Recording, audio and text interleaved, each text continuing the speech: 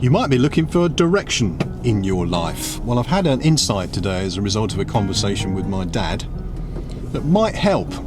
And finding direction is one of the greatest gifts a leader can do for you, to give you direction in your life. But let's suppose you're like the vast majority of us who haven't really got a clue about what we're here on the planet for, what our vocation, our calling is, and we'd relish some direction. Well, our conversation revolved around my sister's Basil. My sister really has a gift with cultivating plants on one particular windowsill in her house, and my innocent question to Dad was, what direction was that window with the windowsill facing? And he said north. I said north because I was surprised. I figured that most plants would thrive on a south facing windowsill. Of course, not all plants want lots of light, but the basil and the coriander seem to do particularly well on my sister's north facing windowsill.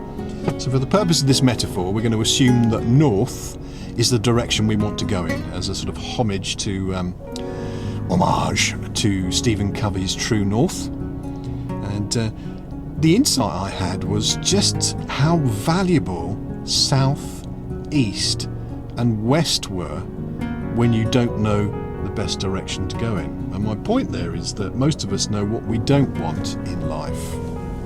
We're very, very clear about I don't want that. And that, in the metaphor, is your south. It's the opposite to what you want, the north. So a great north question to ask yourself is then, what would you rather have? If you know what you don't want, ask yourself, what would I rather have? And that will give you some idea of the north. Also, if you find yourself going in a direction you don't want to go in, well, you know you're going south, especially if it's directly opposite to what you would prefer to have in life. But what about east and west? Well, east and west to me are distractions, and as a creative I am very easily distracted. Oh, look, there's something shiny.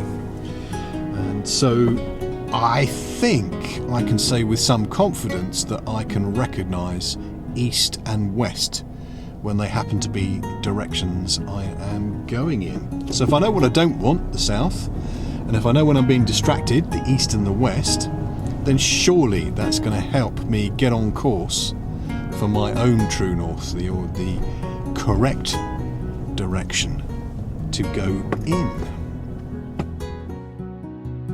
The other thing I was thinking about was permission really from you to mix metaphors, because I was thinking about rowing, and that the nature of a simple rowing boat is that you have to face south.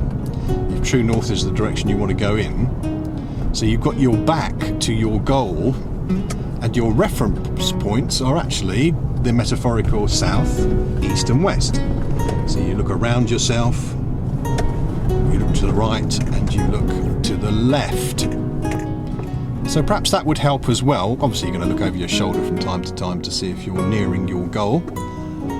But the key reference points are the south, where you've come from, and the east and the west, your current bearings in relation to other things. And there's another good question for you. Compared with what? So compared with the distractions of the east and the west, are you going in the direction you want to go? Hope you found that helpful. Thanks for your time and attention.